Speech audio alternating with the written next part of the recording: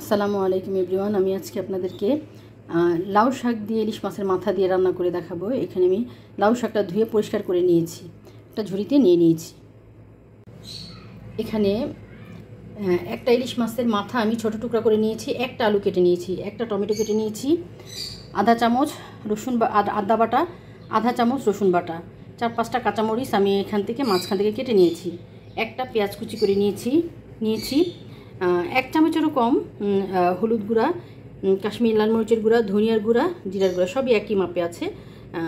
আধা চামচের চেয়ে একটু বেশি লবণ লাগবে, সয়াবিন তেল। এখানে ফ্রাই প্যানে আমি তেল দিয়ে দিয়েছি। এখন এখানে দিয়ে দেবো পেঁয়াজটা একটু বাদামি করে ভেজে নিব।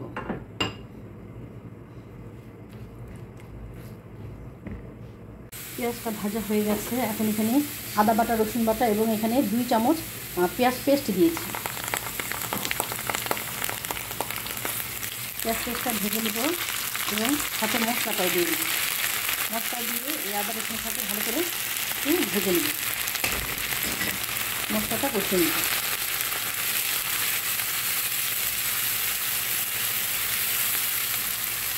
এখানে টমেটোটা দিয়েছি, টমেটোটা দিয়ে ভালো করে মশলার সাথে কষিয়ে নেব।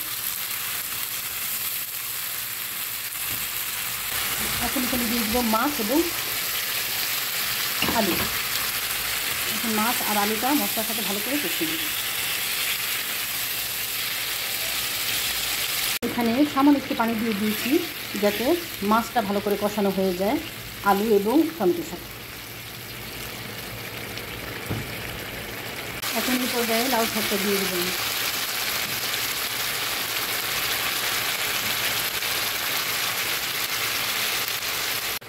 এখন মশলার সাথে লাউ শাকটা ভালো করে একটু কষিয়ে নেব।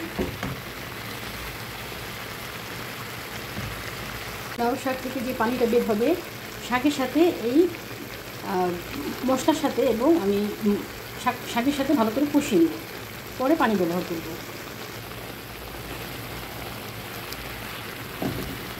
মশলার সাথে শাকটা আমি ভালো করে কষিয়ে নিয়েছি।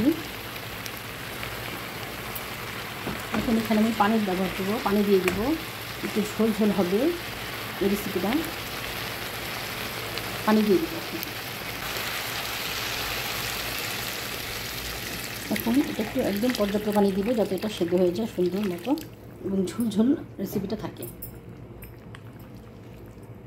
এখন এটা আমি রান্না করে নিব একদম শাকটা সেদ্ধ হয়ে যাওয়া পর্যন্ত, এবং ঝোলটা একদম ঝোল থাকবে না, একদম মাখা মাখা একটু থাকবে। ওই পর্যায়ে আমি এটা নামাবো। এখন আমি এটা রান্না করে নিব।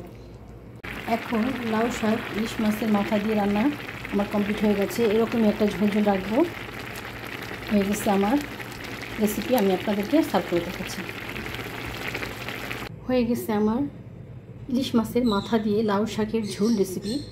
আপনারাও আমার এই রেসিপি ফলো করে বানাতে পারেন। যদি আমার এই রেসিপিগুলো আপনাদের ভালো লাগে তাহলে আমাকে সাপোর্ট করবেন এবং আমার নিত্য নতুন রেসিপি দেখার জন্য আমার পাশে থাকবেন। আল্লাহ হাফেজ।